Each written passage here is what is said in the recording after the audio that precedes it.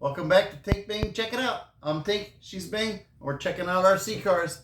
I just had a birthday and my wife got me a new RC car. I ordered it on AliExpress. It's the first time I've ever ordered anything from AliExpress, so I've heard a few weird things that people order stuff and I just got a picture of what I wanted or something stupid like that.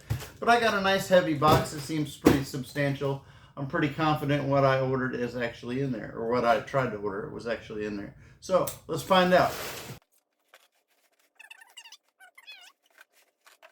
Looks like it's in like a cooler box.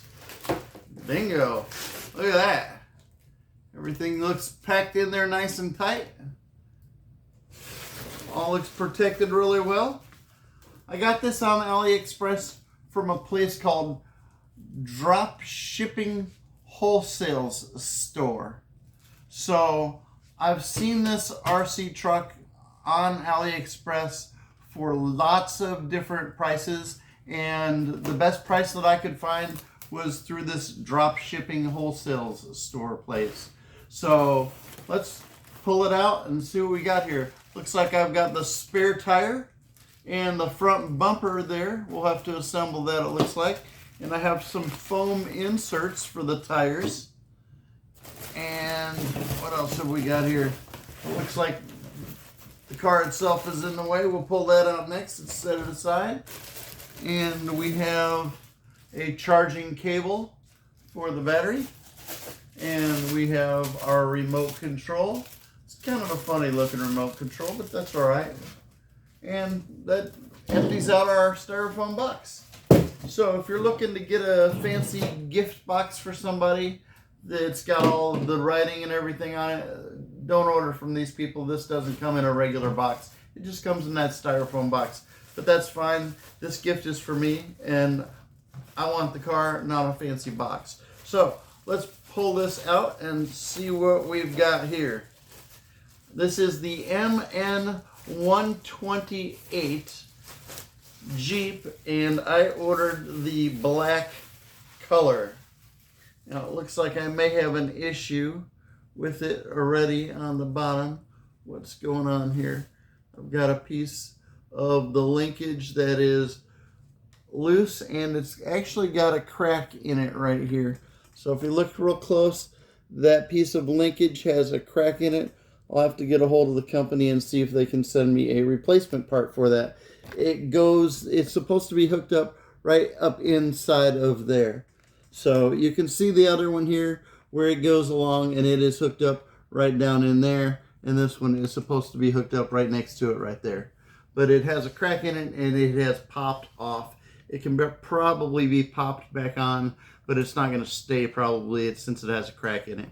So let's continue to look at the Jeep here. We've got our on-off switch here. It is a 4-bar linkage system, so it looks like it's got really good suspension system to it. It is a little loose on this one side where it's broken, but everything else seems to feel real nice. Give you a good look at the bottom there. And I believe, yes, the battery compartment on this vehicle is actually in the bottom, so it's got like a body pin on it and a little cover. So you're going to need to pull the cover off. Oh, I'm getting it hooked up on that broken piece there. There we go. Open that up, and let's see if we can get the battery out, because we are going to need to charge that sucker.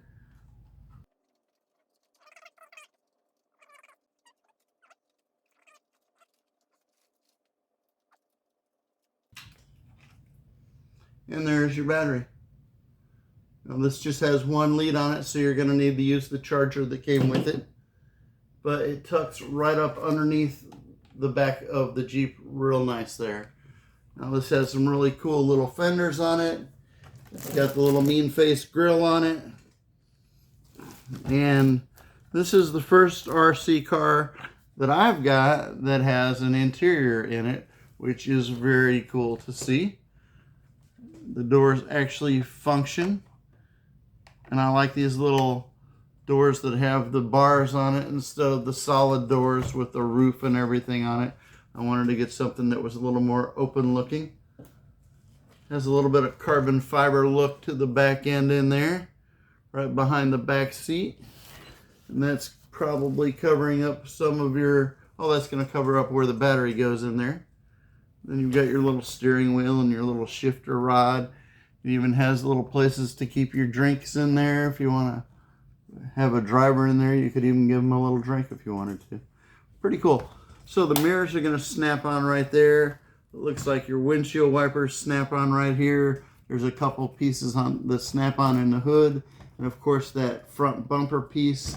And there may be a rear bumper. No, yes, the rear bumper's on it. And I'll just have to screw that spare tire on the back there. And we'll get the battery charged up and I'll see if I can get that suspension working in the back. It feels a little bit bouncy. Let's see what else is in here. This is going to be our windshield wipers and our rear view mirrors and all the little door handles and such.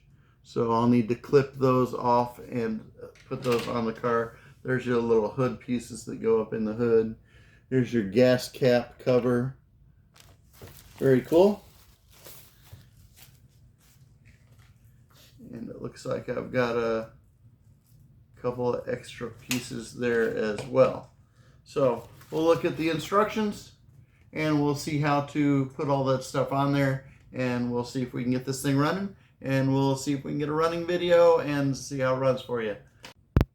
Okay, I've managed to get my battery charged up here, and also the hood opens up on this Jeep, which is really cool, and your motor is right under the hood, which is awesome.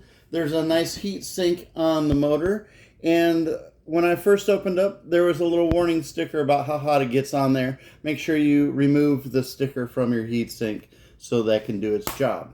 So, hood closes nice, the doors all close real nice, and if you'll look on the bottom here, right here is the part that I've repaired.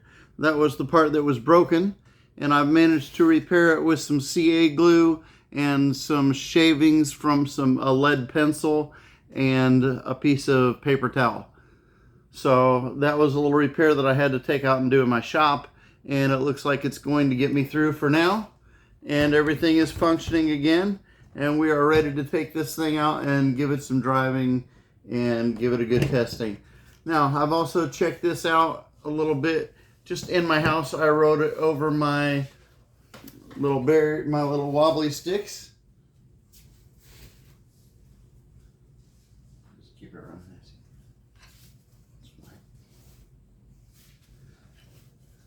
So, I make these out in my shop. These are really cool little wobbly sticks that you can run your car over just to test out the suspension and such. They're fun to drive them over. So I was doing that the other night and just checking the car out. And while I was doing so, there's your on-off switch again. So it's easy to turn on and off. There's your on-off switch for the remote. This thing will light up when it's activated with the Jeep. So you'll see it turn blue there when I'm turning. It'll turn blue when I'm turning the other way. It'll do the same thing when you reverse or when you go forward. It's a funny looking remote. I was kind of taken back by it at first, but it also has this really cool little extension piece, which makes it really easy to get your thumb on and to steer it with one hand while you're filming, which is really nice. So I kind of like this remote. I haven't used it a whole lot yet, but so far it seems to do a good job. There's your little button that you push in order to change the speed. It does have 2 speed settings on it. And so far, everything seems to be working quite well, other than that piece that was broken that I had to repair. So I got a hold of the company, and we're going to wait and see if they're going to send me a replacement piece for it. I also did find a place on AliExpress that does sell a whole bunch of really nice upgrade parts. Of course, your steering linkage and your steering servo bar and all your 4-bar linkage underneath. You can get all of that in metal pieces. You can get a metal piece to go across the bottom here. You can get your drive shafts all in metal. I believe there are some metal axle covers that you can get for it. There's some upgraded metal wheels that you can buy for it. So when I first got this, being that it's a much more inexpensive car than something like a Traxxas or an Axial or even a lot of the other brand cars on the market. Now this is a 1/12 scale, so if you're wanting a 1/10 scale car, this is not the car for you. But if you really don't care if you get a 1/12 scale instead of a 1/10 scale, so far I'm liking this. I'm thinking this is going to be a really, really good option. Again, I picked this car up for less than $100 with tax, and it had free shipping. So that's going to be really, really hard to beat. I didn't show you yet the lights on it. So here are the lights in the back.